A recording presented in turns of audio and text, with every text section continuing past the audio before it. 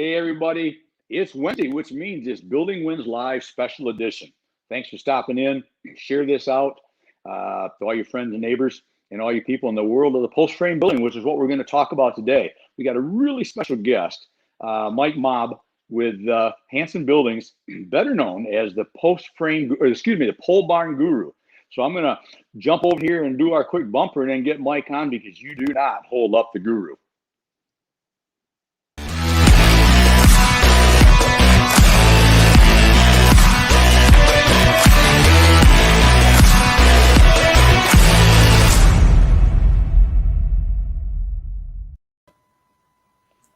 Hey, Mike, there we are. How you doing, my friend? Hey, doing great, thank you. How about yourself? Couldn't be better. A busy day from about 7 o'clock this morning on, and that actually sets a busy day. That I had to set my phone alarm to remind myself to not forget to get in here in time to do our chat. So that's what kind of day I've had. How about you? You're busy too, I assume. There's never a dull moment here. Yeah, we're having a 2021 day here, which is 20 degrees and 21 miles an hour. Oh, are you kidding me? Wow, it was a little chilly here. I spend most of my year when I'm not traveling, but most of my year in Naples, Florida, a little bit in Michigan, but in the summer months. But it's been a little chilly the last 2 or 3 days. Maybe 67, 68, which is chilly for here.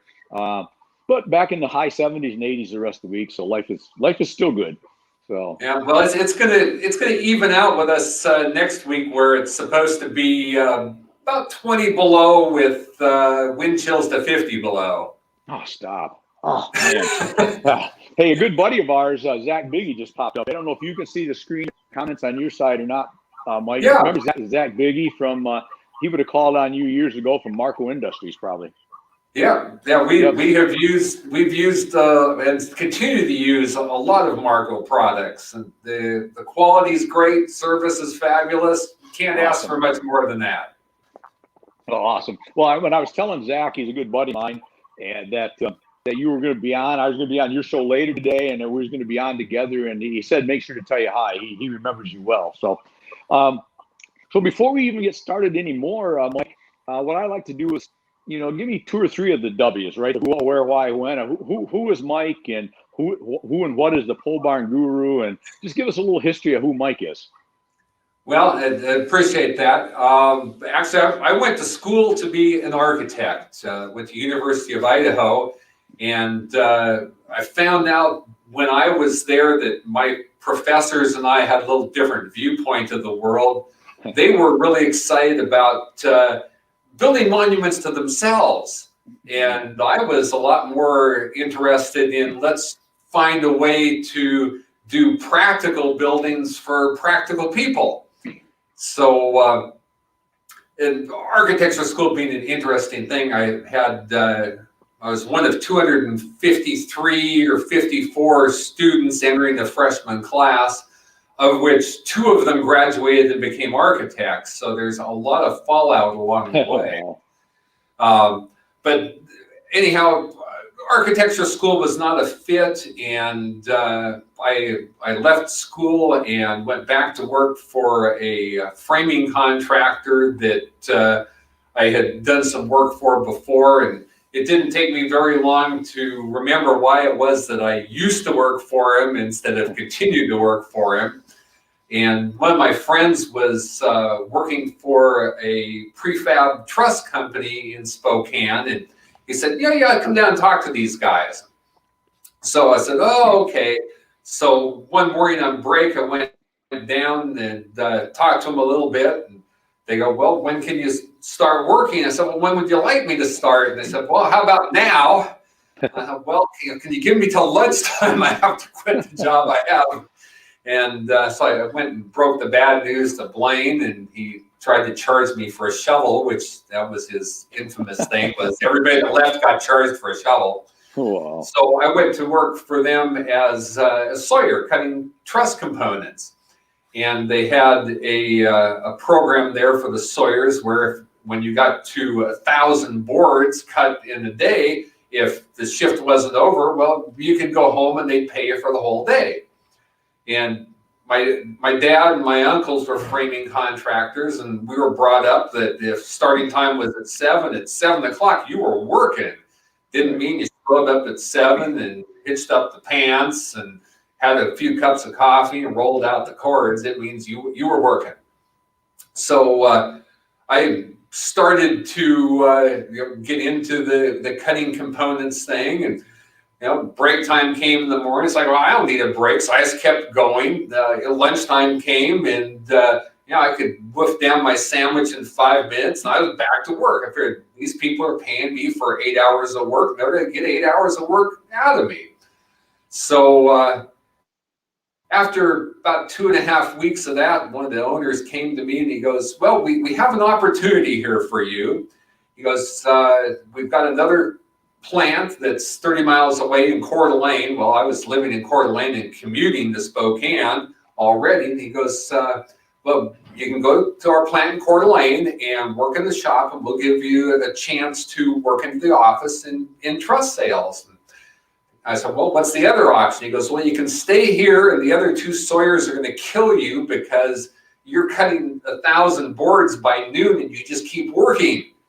So, well, it's going to be a tough one here, but I think I'll take door A and I'll move to Coeur d'Alene. There you go. So I was fortunate to work for a gentleman there that they moved me right into the office. I didn't work in the plant at all for a 1.5 years, and he let me do everything except write the checks. I got to, and once I'm a teenager and I'm buying truckloads of lumber. I'm hiring, I'm firing, I'm scheduling the trucks, I'm doing all their sales and having the time of my life doing it. And it was such a wonderful experience, built a huge foundation for things that would go on from that point. So I have to laugh because we're doing stick frame houses and commercial buildings, trusses 2 foot on center. And every once in a while, a guy would come down out of the backwoods, usually from St. Mary's, Idaho, and he'd go, I want to get 4 24-foot trusses, and I'm going to put 2 of them every 12 feet. And we'd laugh. Oh, yeah, you're right. You're going to put 2 of these every 12 feet. You're paying for them? We'll build them for you. There you go. Absolutely no clue as to what they were doing with these trusses. So fast forward a little bit, and we end up in the Jimmy Carter inflation crazy era. And in Idaho, they had a usury ceiling where you couldn't get a mortgage if it was in double digits. Well, that just crushed the housing industry there. So right. I went in search of somewhere that was not crushed. I ended up in Salem, Oregon, running a roof truss plant there for an operation at a huge lumber yard. We had a pre-hung door plant. We had a big business. They were probably $25 to $30 million a year in business in 1979. So things cruised right along there. Truss life was happy. And in January of 1980, my truss plant had 4 orders in the whole month. And I'm going, man, we're going to starve.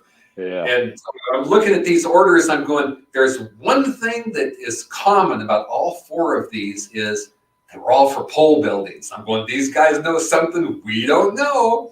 Yeah. So I found myself an old-time pole builder, and I said, okay, explain this to me. So he gave me the brief run through, and so we figured out some standard sized buildings and started advertising in print, because nobody ever thought of the internet then. Right. And people started buying pole building kits from us. Lots of pole building kits from us. And by April, we had people saying, hey, can you build them too? So we put on 2 building crews. And by June, I was running my truss plant 2 shifts a day, which they had never done before. And almost everything we were doing was trusses for pole buildings. Wow. So it was just totally staggering to me that there was this huge demand that didn't know about. Pole buildings fly under the radar. There was no glory to pole buildings, which is fine. I just assume, we'll just do our thing and do it happily. So I had a little parting of the ways with my employer there, because he said he was going to retire. And I said, well, I'm 23 years old. I really know what I'm doing here. So if you retire, I want the job. And unfortunately, his son was also there, and his son was the truck dispatcher. And so his son got the job, and I got a paycheck and was asked to leave. So I went and worked for another truss plant for a year in McMinnville, where I introduced them to pole buildings. And they owed some money to Uncle Sam at the time, and Uncle Sam is not a good lender.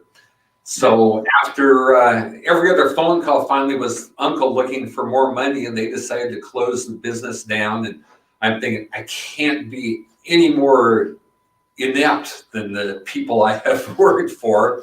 So I went into business myself, selling pole building kits. Now, granted, I didn't have any inventory. I didn't have a place, but I could run an ad, and I paid all my bills with my last paycheck. I had $50 left, and the nickel ads in Portland would let me run 1 week in cash, and they'd give me 3 weeks on credit.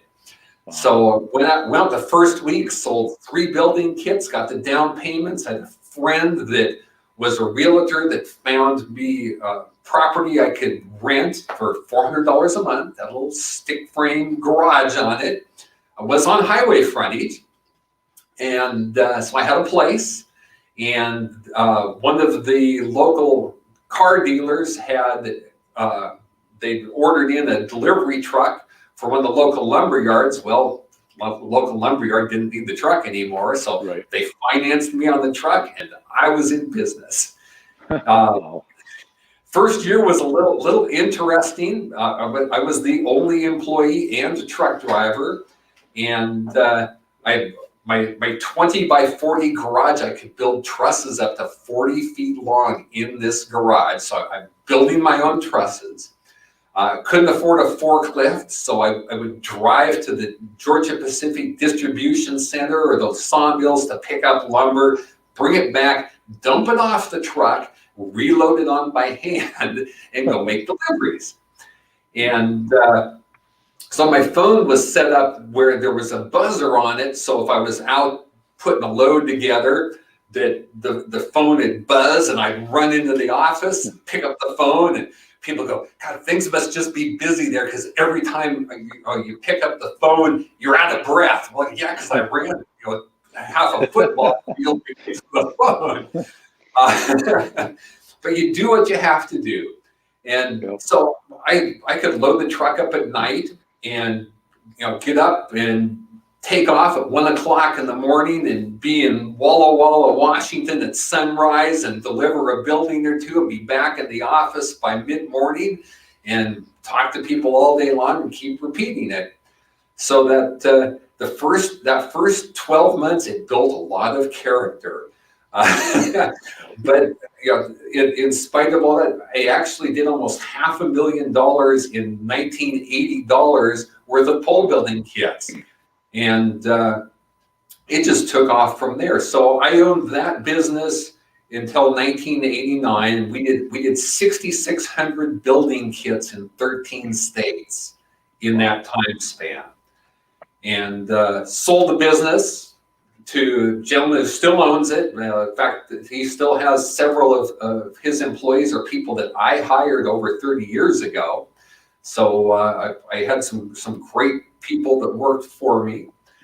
And so I retired, moved back to Spokane, and decided that I didn't want to learn how to golf. So I said, I'm going to become a pole building contractor. That should be fun. And my little brother, who had sold buildings for me down in Oregon, he moved back to Spokane with me, and so we started selling pole buildings.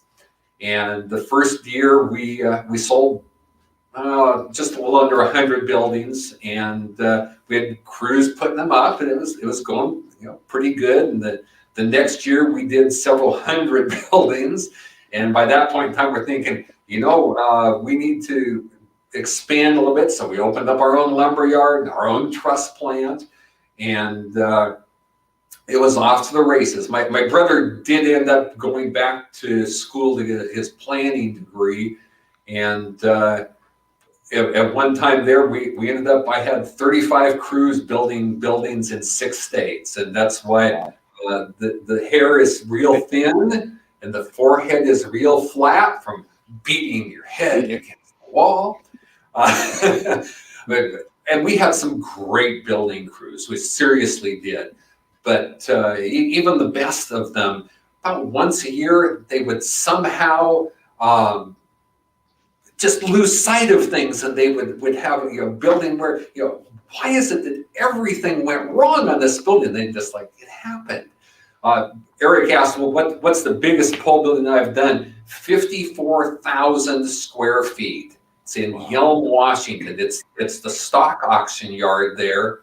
And at the time that we put it up, Thurston County, Washington is where Olympia is, in the state capitol building. We had the biggest footprint building in all of Thurston County, which was that building. Really? Wow. That's a big building. It is a big building. It was so big that we brought the lumber in direct from the mills in Canada by the semi-load to put the building up. And of course, we didn't have drones at that point in time, but eventually you could get far enough back up a neighboring hill that you could get a picture of the whole building. Right. And this like I think 660 feet long. Wow. So, that's a building. So my buddy Eric that popped up, he's a good friend of mine, and of Wes's. Also, he popped up something that was, I think, really key to what you said. Is he said adopt and adjust, and that's what you did when you went back to adapt and adjust. There it is, adapt and adjust. So back when you found you're building residential trusses, and all of a sudden they're using them for pole buildings, and the residential market's going away. I mean, that's a major adapt and adjust, right? I mean, your whole life changed because of that. Yeah, well, I've been through a few life changers over the years. And in spite of some humps and bumps along the way, you don't appreciate the good things in life until you've experienced some of the bad. And I think this is where you see some of the challenges with people that are in the entertainment industry or in the sports industry, is that they've always been so catered to that they can't adapt to challenging situations. And I've been through a couple of them. I had 2 children as a teenager, and both my children had cystic fibrosis, and I lost both of them. I don't wish that upon anyone, but no. You have a choice. 5.5 years ago, my son, who was late teens at the time, rode his motorcycle off a corner one night and broke his hip. And he was in the hospital there. And I said, Brant, life will give you poo at times.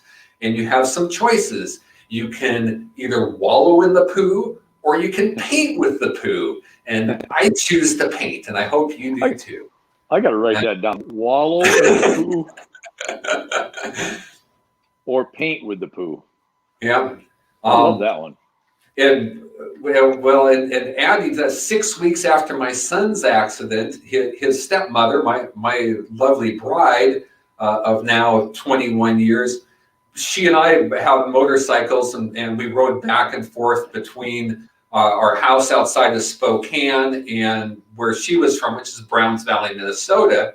So we ride back and forth. Well, she ended up riding her motorcycle off a corner on Interstate 90. And I was following her, and we had headsets on so we could talk back and forth while we ride. And she drifted off the corner, and she doesn't know what happened, and I don't either, but I watched her do it, and I watched her go end over end And I'm thinking she's going to be in a body bag. I mean, there's no way you survive a 70-mile-an-hour motorcycle accident. And I mean, I stopped so fast I bent the brake lever on my motorcycle. I ran over to her, and she was laying on the ground and she's talking to me. And I'm just like, unbelievable. Well, she did break her back. She's a paraplegic. Excuse me, swallowed the wrong way. And still very active. She well, really got that one. You want some water? Yeah, I've got water in the fridge on the top shelf of the door.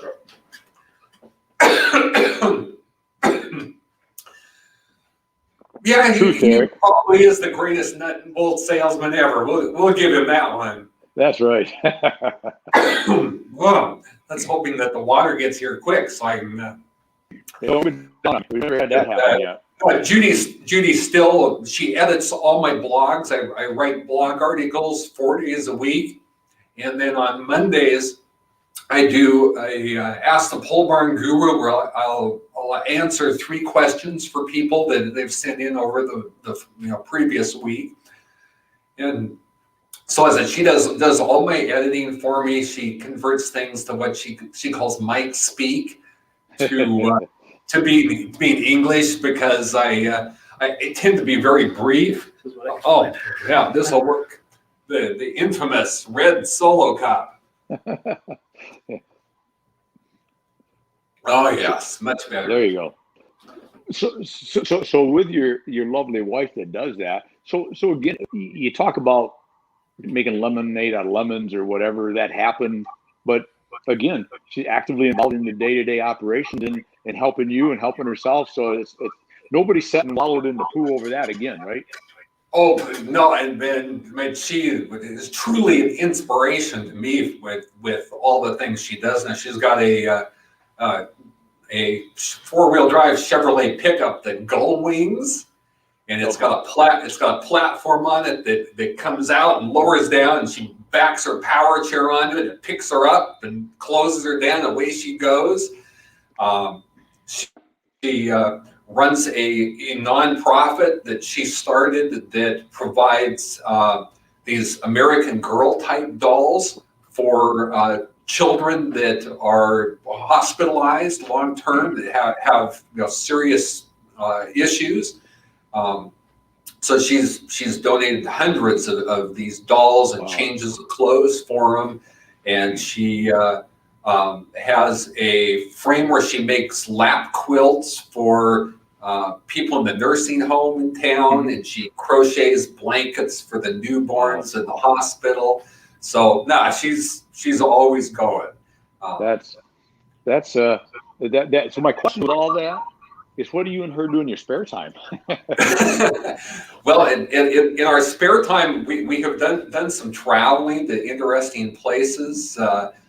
But pre-COVID, we went to Australia and then took a cruise around New Zealand, and trying to get a power wheelchair through the airport in China was a true experience. Oh, I'll bet.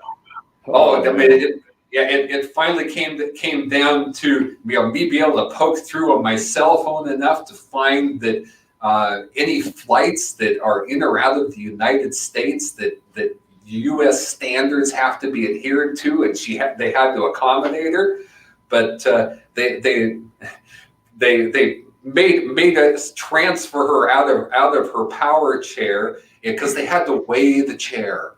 So you've got all these Chinese guys picking up a 400-pound chair because they have to weigh it. Well, so they run it through this scale to weigh it, and out the other end and off a ramp, and it falls on its side. Wow. It's an experience, but we got there. We had a great time. We made it back. So we've been on. We did that cruise. We've done 2 other cruises since her accident. We went to Alaska, and then we did cruise out of New York City, where we went up the St. Lawrence River in the fall, so you can see all the foliage changes. And so nice. she likes to travel, and so we keep it plenty entertained. Oh, good. Well, that's awesome. So maybe because we usually try to keep about 30, and I know so fast we're getting winded down already, but I would love to hear some words of wisdom going into because my audience is typically going to be metal roll forming guys, metal roofing guys, and real big into post frame. So, which is right up your alley. What do you see for 2021, Mike? It's going to be a great year. I mean, we had just an incredible January, and February starting off just the same. The post frame industry probably hasn't quite realized this yet, but there is a huge demand for post frame houses. The barn dominiums, it is right. Huge. We get in an average day roughly 100 new inquiries for buildings. And of those, over 50% of them are people who are planning on them being residences. Really, so that much? Oh, it is mind-boggling even to me. And they run the gamut from buildings that are fairly simple, what I would equate almost to the 1960s tract homes, where they're just a rectangular box and very simple, to some very elaborate multi-story, multi-level roof lines going in every which direction. Right. So, I mean, and those ones are fascinating to me. And I think for a large part, we get a lot of the more complex buildings because we'll take on anything. Sure. So with the barnuminium and the 50%, that's surprising. I mean, I've been around this industry for 4+ decades, so I understand that about housing, you're building homes out of pole barns, but that number surprised me. So maybe the final question for our little chat here is why? And I know why, but I'd like you to answer. What's the advantage of why would a guy come and say, let's do a barnuminium, let's do a pole barn house, if you will, as opposed to the traditional stick-built concrete walls, basement, whatever house? Let's finish up with that, because I'd like everybody to hear your take on why in the world would somebody build a pole barn into a house. Well, and there's lots of reasons. I think some people approach it because it's going to be economical, and the economics part of it is in savings of concrete. It doesn't take a whole bunch of concrete to be able to adequately support a post frame building, as opposed to having to excavate and form up to do footings and stem walls. So you save some pretty good money right there. I did an example a few years ago, just looking at a 40 by 60 box with a 2-foot deep frost line, and the difference in foundation savings with less expensive concrete then than now was about $10,000. So that's a pretty good chunk of change right there. Post frame buildings are also very easy to DIY. The average person who is physically capable, and I'm not talking about having to be built like Arnold Schwarzenegger, but they are ambulatory and can read directions, can successfully build themselves a beautiful building, and they really do a great job. Well, some of it's because we've put together an assembly manual that's just over 500 pages long now, that walks them through everything. This is the tools you need. This is how you get from this point to this point. It takes them all through the process. And for those who get stuck, we run technical support 7 days a week that's free. They can get as much of it as they need, but 99% of the time it's, well, you go to chapter 25 and look at figure, it's just that they didn't look in the book for the answer. It does afford architecturally the ability to do some things that would be challenging in stick frame construction. For those that are familiar with the IRC codes, You're limited to trusses that clear span 36 feet. Your building can't be more than 60 feet in length, perpendicular to the span of the trusses. You can't do a stud wall that's over 12 feet tall. You're limited in what you can do for snow loads and wind loads. Otherwise, you have to hire an engineer. So you're back to, well, okay, if I have to engineer it, I might as well do an engineered post frame building. We happen, my wife and I, we live in a post frame barn dominium, and it's a gambrel barn where it looks like the old barns. Downstairs in our center section, it's 48 by 60. It's clear spanned, and we live above that. So we have 48-foot span floor trusses in there, and downstairs I've got a half-court basketball court. Wow. I'm 6'5", and my son is taller than me, and what his sister says, well, he's my little brother. He's got a sister that's 6 feet tall, that if there was a ball involved in it, she played it in school. Right. So that was part of that. We live 20 feet off the ground. We have 2 elevators in our building. One's a pneumatic tube elevator, and the other is a full-sized elevator, so Judy can get in with her power chair and go up. We've got a partial 3rd floor above our master bedroom. Our living room is has 16-foot high ceiling. My wife's leaving the 14-foot tall Christmas tree up year-round now because she likes the tree. Right. So wow.